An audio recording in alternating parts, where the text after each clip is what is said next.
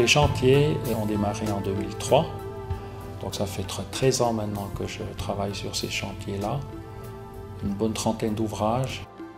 Je suis très satisfait de ce qui a été construit. On a des grands viaducs avec des cintres autolanceurs, comme le viaduc aux des Fontaines, le viaduc de la Rosière. Il y a aussi des murs de soutènement ancrés avec des ancrages très lourds pour contrecarrer les glissements profonds. Il y a des petits ouvrages aussi, des passages inférieurs, il y a des passages supérieurs, il y a tout type d'ouvrages.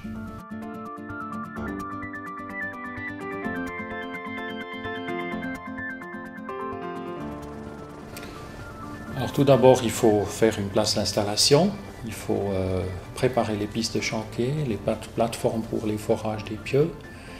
Après, ça commence avec justement le forage des pieux, c'est-à-dire c'est des fondations profondes qui vont à une profondeur jusqu'à 30 mètres. Par la suite, les fondations, les piles et tout ça, chaque étape prend peut-être une année. Donc les fondations une année, les piles une année, et puis après à la fin la superstructure qui est le plus spectaculaire avec le cintre autolanceur.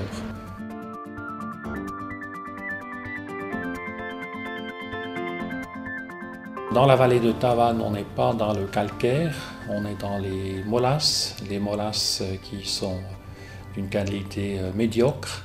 On a détecté des glissements profonds et pour contrecarrer ces glissements profonds, il faut faire des fondations qui résistent.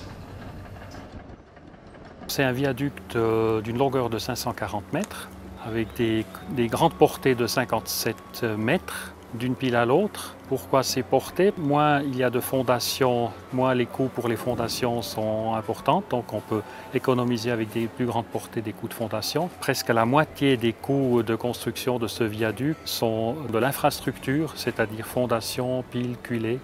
Et on a plusieurs kilomètres de pieux qui sont forés ici dans cette géologie difficile. Ce n'est pas la première fois qu'on utilise ce genre de cintre. Mais il est très intéressant parce qu'on n'a pas besoin de piles intermédiaires. Le cintre, il est effectivement appuyé d'une pile à l'autre par des structures qui sont montées sur les piles. Une travée est bétonnée et puis après on décintre, on abaisse le cintre, on le ripe d'une travée et puis on bétonne la prochaine travée. Donc il y a toujours une travée qui est dans le coffrage. Et puis on avance dans un tac prévisible de 4 semaines. On va précontraindre la structure, c'est-à-dire elle est autoportante. Après, on abaisse le cintre, il faut l'écarter de part et d'autre parce qu'il faut passer à côté des piles. Et puis après, il sera ripé donc, de 57 mètres d'une longueur de travée sur l'autre pile. Le ripage, il a une difficulté, c'est que le pont il est en courbe. Donc il faut écarter différemment les deux cintres, les deux poutres, afin d'arriver sur la construction de la pile. Et puis là, on a de nouveau un point fixe. D'une part, il repose sur le pont déjà bétonné, et d'autre part, sur la pile. Donc il y a 520 tonnes qui sont là, sur place, longueur 127 mètres en tout. Le ripage, l'écartement et tout ceci est fait avec des presses qui sont montées sur la structure. Et si on part du principe que peut-être on a 5% de frottement sur les appuis, donc il faut déjà pousser avec une force de 25 tonnes pour faire avancer ce monstre en acier.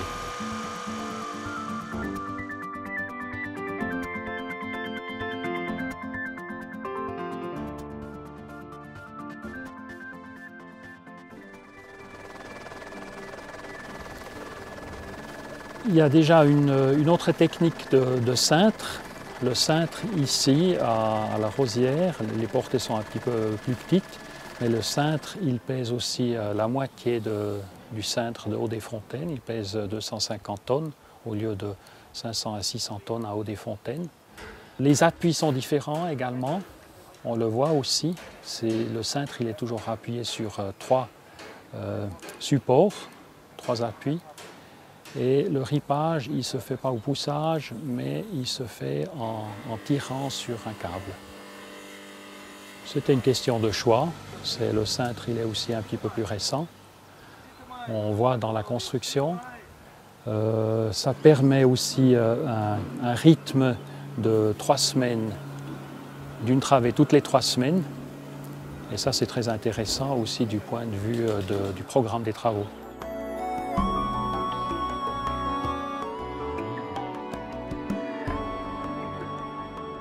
C'est le choix de l'entreprise qui choisit le cintre qui convient pour cette construction-là. Dans le cas du viaduc Haut-des-Fontaines, c'est un cintre plutôt de la première génération, de la fin des années 60, tandis que le cintre de la Rosière, c'est un cintre qui est plus récent. Voilà, donc à la Rosière, le cintre, il est tiré par un câble, par des vérins qui sont accrochés sur un câble de la manière d'un téléphérique. Et puis ainsi, on avance le cintre à la prochaine pile, donc d'une pile à l'autre. Alors dans le cas de la Rosière, on a construit un pont, une superstructure de 430 mètres en une saison de construction. On a commencé au printemps et puis on a pu finir au mois de novembre.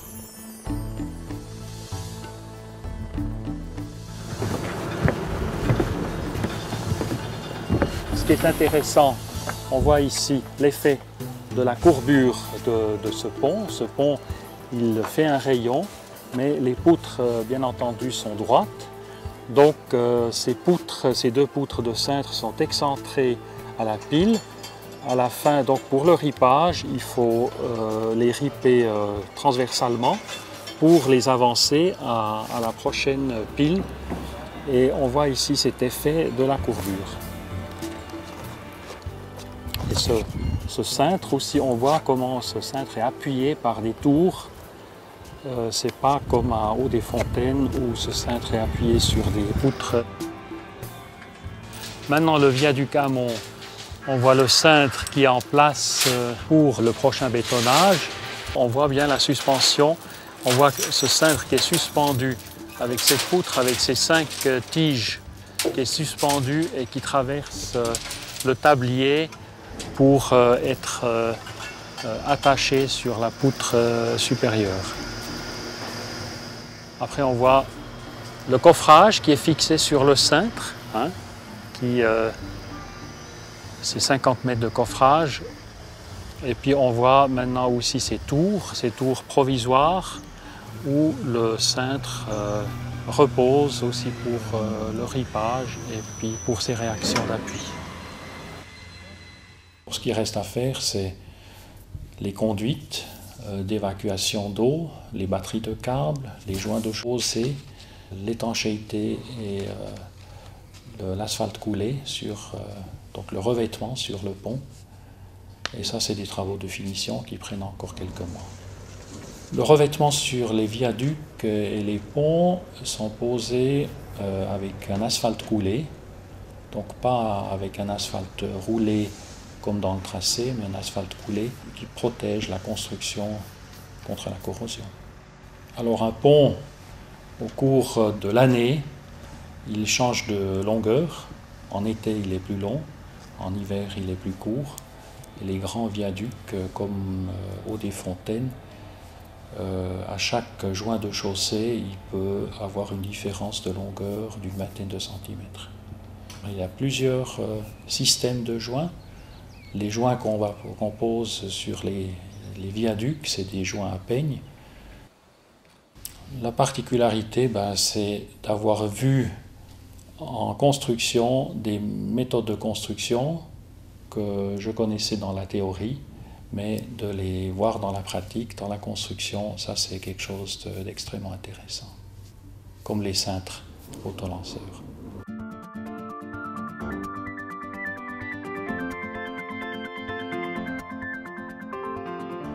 Dans les ouvrages de la vallée de Tavannes et puis du contournement de Moutier, jusqu'à la frontière du canton de Jura, tous ces ouvrages ont consommé à peu près 15 000 tonnes d'acier, ce qui correspond à 2 fois la quantité d'acier de la Tour Eiffel.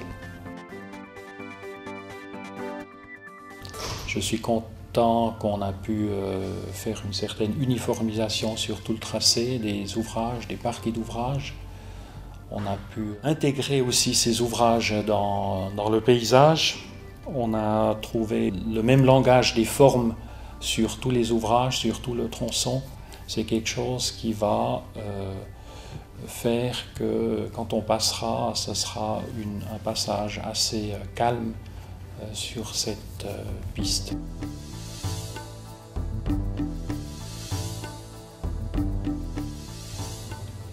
Il retrouve toujours les mêmes éléments. Il retrouve les gabions donc, au portail des tunnels, les tranchées couvertes. Il retrouve les passages supérieurs qui sont toujours construits en béquilles. C'est des éléments qu'il retrouve à fur et à mesure le long du tracé à chaque fois. C'était une expérience formidable que j'ai pu faire, que je ne pourrais plus refaire.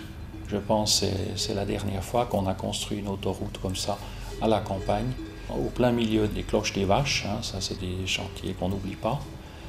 Et c'est des expériences que je reprends pour la suite de ma carrière. Il y a des types d'ouvrages qui me plaisent beaucoup, des petits ouvrages même, qui ont été construits, par exemple des passages inférieurs en trapèze, qui étaient extrêmement intéressants, des passages supérieurs avec des béquilles, mais bien entendu, ce qui reste gravé dans la mémoire, c'est les grands viaducs et cette construction avec ces cintres.